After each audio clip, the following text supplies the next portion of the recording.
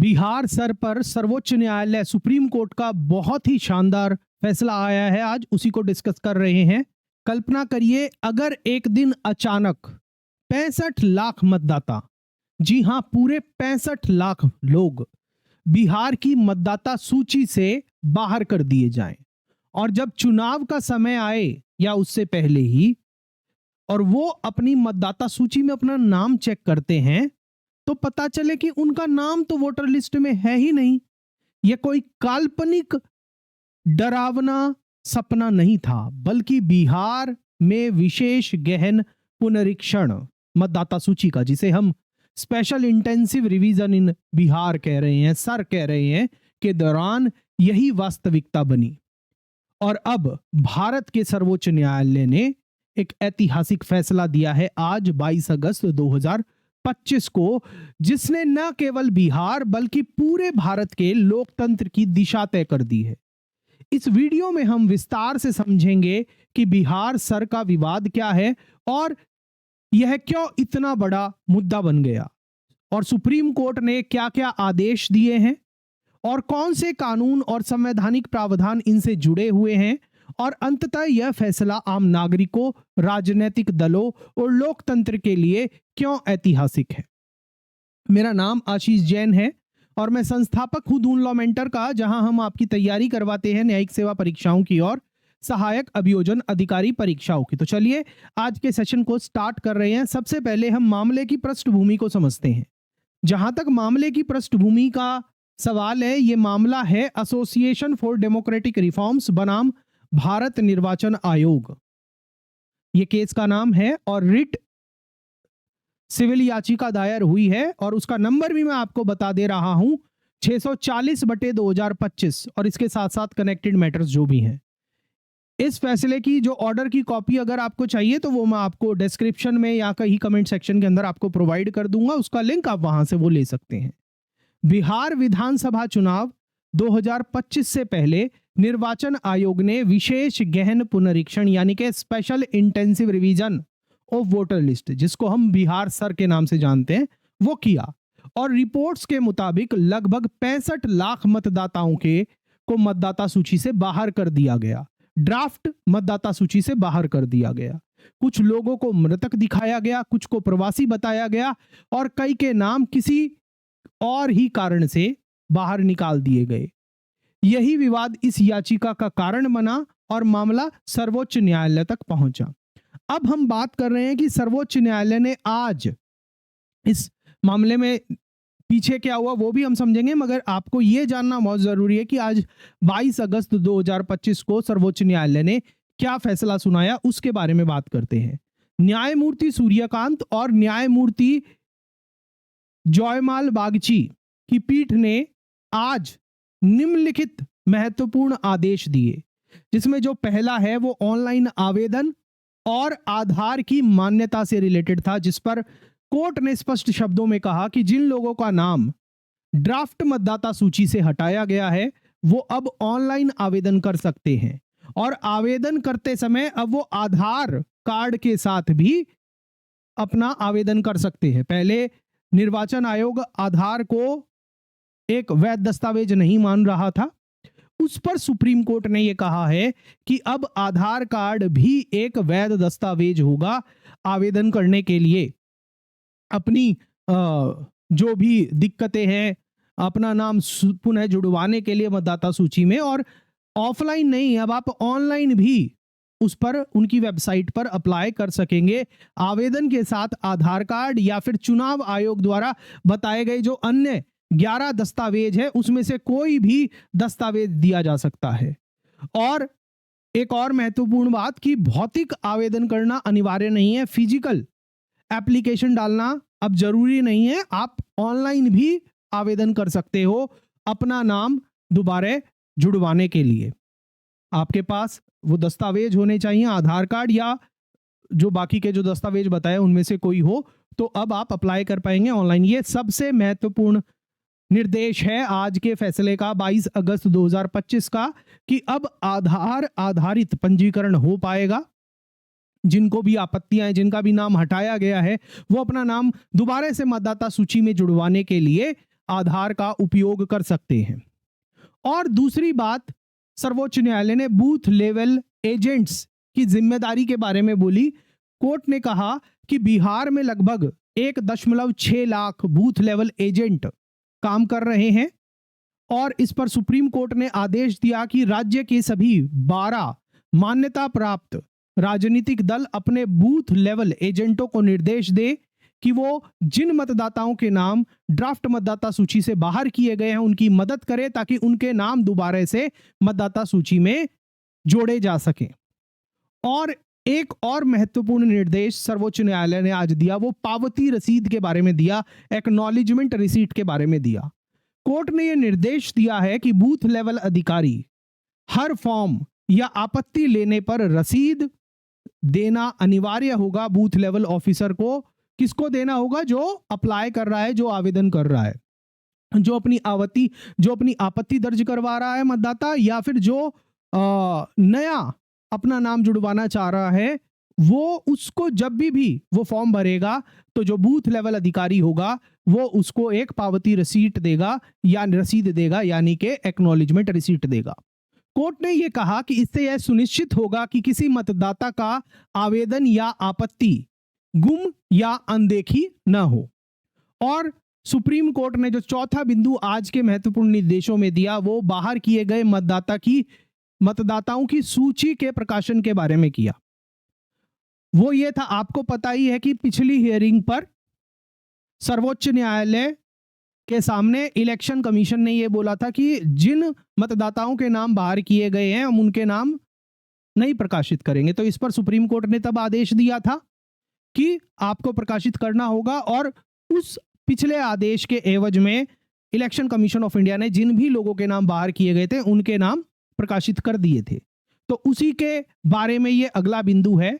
इस पर निर्वाचन आयोग ने आज कोर्ट के सामने बोला कि ऐसी सूचियां जिनके नाम मतदाता सूची से बाहर किए जा चुके हैं उनको वेबसाइट और मतदान केंद्रों पर हमने प्रकाशित कर दिया है कि जिन भी मतदाताओं के नाम बाहर हुए हैं उनकी मतदाता सूची, उनके नाम हमने अपनी वेबसाइट पर और मतदाता केंद्रों पर प्रकाशित कर दी है। इस पर सुप्रीम कोर्ट ने कहा कि इसमें आपको एक चीज और जोड़नी होगी, स्पष्ट कारण भी बताना होगा कि आपने किसका नाम हटाया है, वो क्यों हटाया है। जैसे क्या मृत्यु की वजह से किसी का नाम मतदाता सूची से हटाया है, या प्रवास की वजह से हटाया है, या फिर डुप्लीकेशन या फिर डुप्लीकेट एंट्री की वजह से हटाया है, नाम एक से ज्यादा बार जुड़ा हुआ है इसलिए हटाया है। आपको ये कारण आपने, अच्छा चलो हमारे पिछले आदेश के हिसाब से आपने ये बता दिया कि किन के नाम हटाए गए हैं, अब आपको ये भी बताना है कि किस कारण से आपने उनके नाम हटाए हैं। क्या मृत्यु है, क्या प्रवास कारण है, या उनका नाम एक से ज्यादा क्षेत्रों के अंदर इंक्लूड है इसलिए आप हटा रहे हैं, आपको वो कारण भी बताना होगा। मतलब ये बहुत बड़ा डिसीजन है आज का। और एक पांचवा बिंदु जो आज के फैसले से आया वो राजनीतिक दलों की जवाबदेही पर भी आया। कोर्ट ने आश्चर्य जताया कि 1.6 लाख बूथ एजेंट्स में से केवल 2 आपत्तियां ही दर्ज हुई हैं चुनाव आयोग के सामने कि इनके नाम नहीं इंक्लूड हुए। अदालत ने कहा इस पर कि यह केवल चुनाव आयोग की जिम्मेवारी नहीं है, राजनीतिक दलों की भी संवैधानिक दायित्व का हिस्सा है ये कि वे मतदाताओं के अधिकारों की रक्षा करें। अब बात करते हैं कि कोर्ट में क्या दलीलें थी दोनों पक्षों की तरफ से। आज का फैसला देने से पहले दोनों पक्षों के आर्ग्यूमेंट्स को भी समझते हैं। निर्वाचन आयोग की तरफ से वरिष्ठ अधिवक्ता राकेश द्विवेदी पेश हुए। उन्होंने कोर्ट के समक्ष कहा कि आयोग की तरफ से कहा गया कि हटाए गए मतदाताओं की सूची जैसा आपने ऑर्डर किया था पिछली तारीख को, हमने वो प्रकाशित कर दी है और अब तक 2 लाख से अधिक नए आवेदन आ चुके हैं।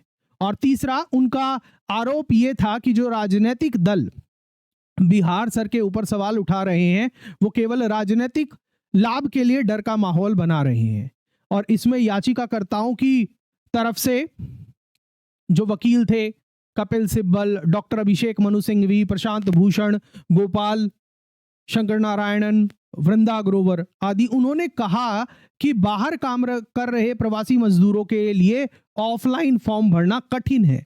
और इस बात को शायद सुप्रीम कोर्ट ने माना भी, तभी आज के आदेश के अंदर सर्वोच्च न्यायालय ने यह बोला है कि अब ऑनलाइन आवेदन कर सकते हैं।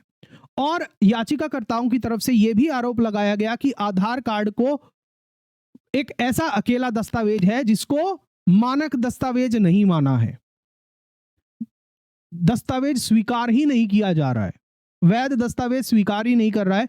इसी के ऊपर सर्वोच्च न्यायालय ने दिया आज फैसला कि अब आधार कार्ड भी एक वैध दस्तावेज होगा वोटर पंजीकरण के लिए या अपनी आपत्ति दर्ज करवाने के लिए।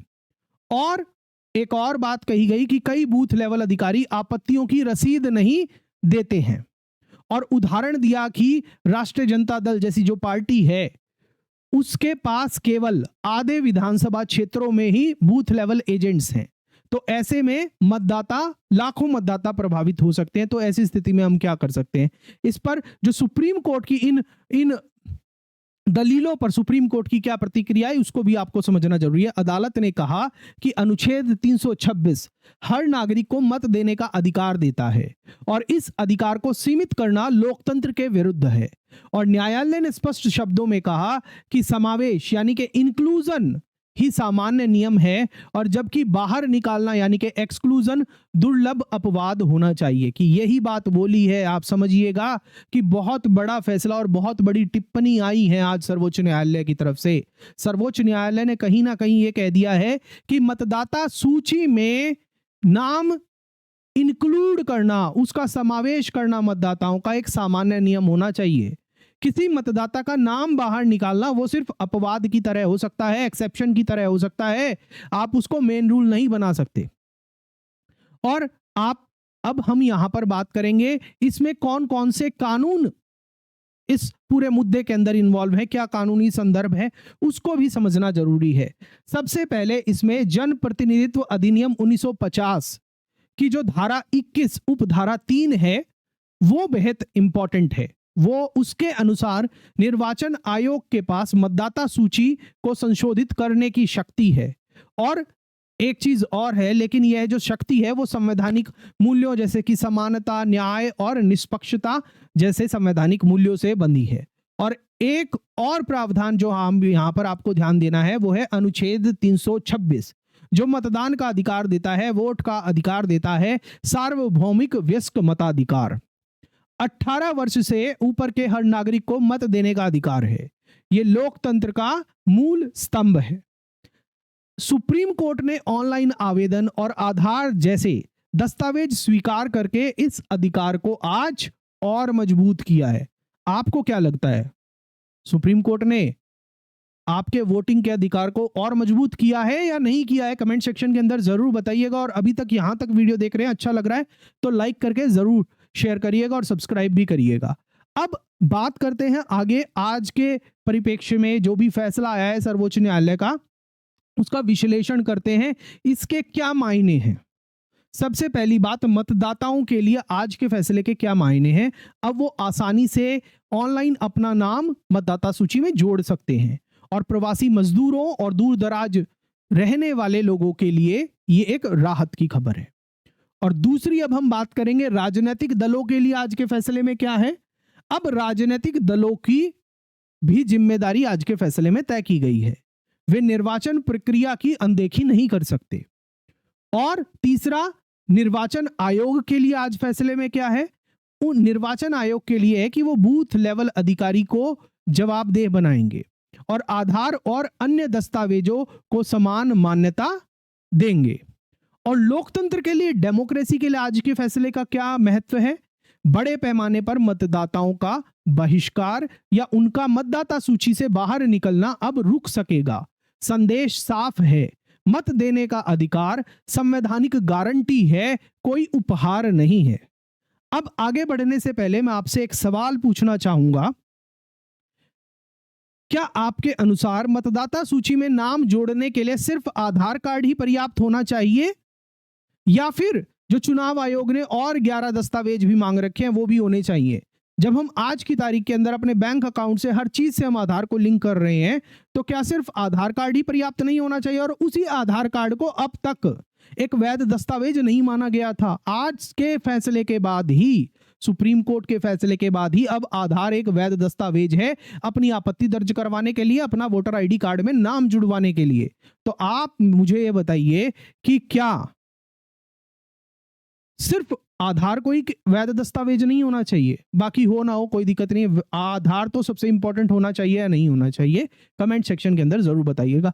अब इस पूरे मामले की जो घटनाक्रम है उसको एक बार समझते हैं। आज का फैसला वगैरह मैंने आपको बता दिया है, मगर इसकी जो पिछले कार्यक्रम की मतलब क्या क्या कोर्ट में हुआ उसको एक बार जल्दी से समझते हैं। 28 जुलाई 2025 को सुप्रीम कोर्ट ने ड्राफ्ट मतदाता सूची रोकने से इनकार कर दिया था, लेकिन चेतावनी दी थी कि सबके नाम इंक्लूड होने चाहिए, मानकों का पालन होना चाहिए, ऐसा कहा था।